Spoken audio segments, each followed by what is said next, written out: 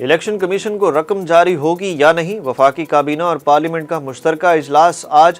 وزیر اعظم شہباز شریف کی صدارت میں کابینہ اجلاس جاری، جبکہ پارلیمنٹ کے مشترکہ اجلاس میں صدر کی طرف سے واپس بھیجے گئے عدالتی اصلاحات بل کی منظوری متوقع ہے۔ گزشتہ روز حکومت وفاقی کابینہ کے اجلاس میں بھی پنجاب میں الیکشن کے لیے 21 ارب روپے دینے یا نہ دینے کا فیصلہ نہ کر سکی۔ وفاقی کابینہ کے اجلاس میں پنجاب میں انتخابات کے لیے فنڈز کی فراہمی کا معاملہ پارلیمنٹ میں لے جانے پر اتفاق کیا گیا تھا۔ پی ڈی ایم حکومت کا 1 سال مکمل، پی ٹی آئی نے وائٹ پیپر جاری کر دیا۔ عمران خان نے اپنی حکومت کے خلاف سازش کا ذمہ دار اب امریکہ کے بجائے پی ڈی ایم کو ٹھہرا دیا۔ چیئرمین پاکستان تحریک انصاف عمران خان کا کہنا ہے کہ جیسے فارن فنڈنگ کیس ختم ہوا، اسی طرح میرے خلاف توشہ خانہ کیس بھی ختم ہو جائے گا۔ ہماری حکومت کے خلاف سازش امریکہ سے نہیں، پاکستان سے شروع ہوئی۔ عمران خان کا کہنا تھا کہ جو کہہ رہا ہے کہ عمران خان بہت خطرناک ہے، وہ اس لیے نہیں کہہ رہا کہ اسے مجھ سے کوئی خطرہ تھا، بلکہ وہ اپنی ایکسٹینشن کے لیے کہہ رہا تھا۔ یہ لوگ مجھے راستے سے ہٹانا چاہتے ہیں، یہ لوگ مجھے مرتضیٰ بھٹو کی طرح قتل کرنا چاہتے تھے۔ الیکشن نہ کرائے گئے تو ہم سڑکوں پر نکلیں گے۔ امریکی وزیر خارجہ پاکستان میں جمہوری آزادی کے لیے دباؤ ڈالیں، رکن کانگریس نے بڑا مطالبہ کر دیا۔ امریکی کانگریس کی ریپبلکن رکن ایلیسا سلاٹکن نے کہا ہے کہ وہ 100 اراکین کانگریس سے وزیر خارجہ ٹونی بلنکن کو خط لکھوا رہی ہیں کہ وہ پاکستان میں جمہوری آزادیوں کے لیے دباؤ ڈالیں۔ میشیگن میں پاکستانی ڈاکٹروں سے خطاب کرتے ہوئے ان کا کہنا تھا کہ ہماری کوشش ہے پاکستان میں جمہوری آزادی ہو۔ پاکستان میں پچھلے چند سال جمہوریت کے لیے سخت رہے ہیں۔ جو جمہوری آزادیاں امریکیوں کو حاصل ہیں، پاکستانیوں کو بھی ملنی چاہیے۔ پاکستان میں یہ آزادی ہو کہ لوگ بتائیں حکومت کیسے قیادت کرے۔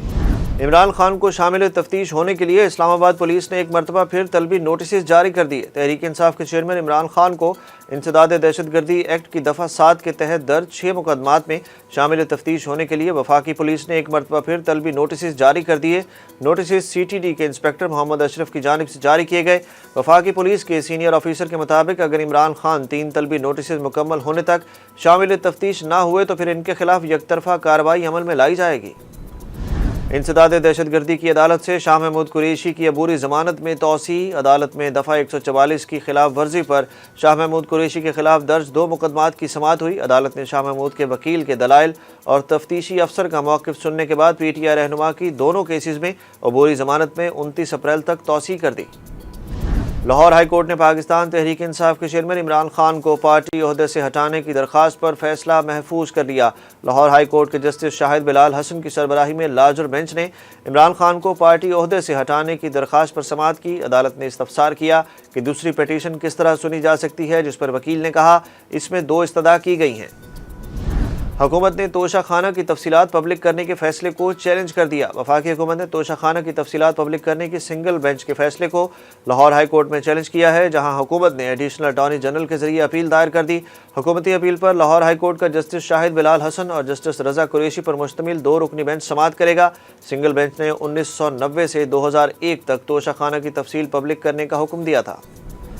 عمران خان پر وزیر آباد میں قاتلانہ حملے کے واقعے میں مقدمے کے مدعی ایس ایچ او عامر شہزاد گزشتہ روز دل کا دورہ پڑنے سے چل بسے۔ Chairman P T I Imran Khan نے وزیر آباد حملہ کیس کی تفتیش میں اہم کردار اور مدعی مقدمہ ایس ایچ او عامر شہزاد کے انتقال کی تحقیقات کا مطالبہ کر دیا۔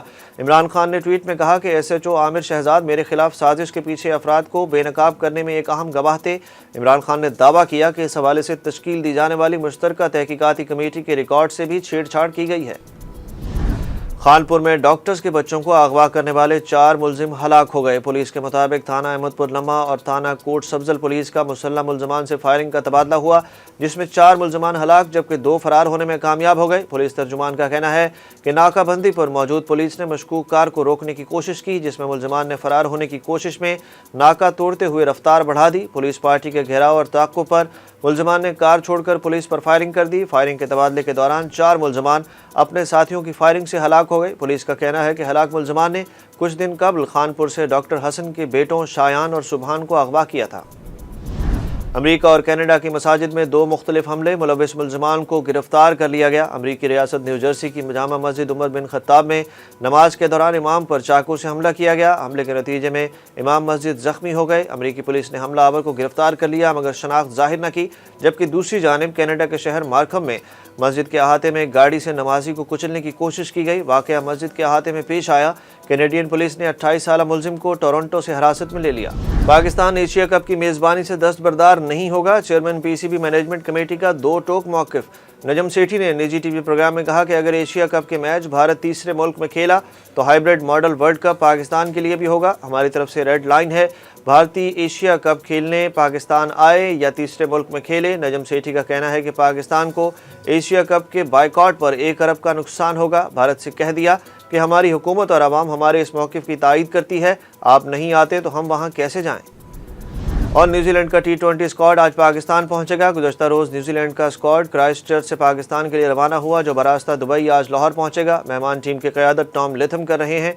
कीवी टीम पाकिस्तान के खिलाफ 5 T20 मैचेस की सीरीज़ खेलेगी, जिसका आगाज़ 14 अप्रैल से होगा।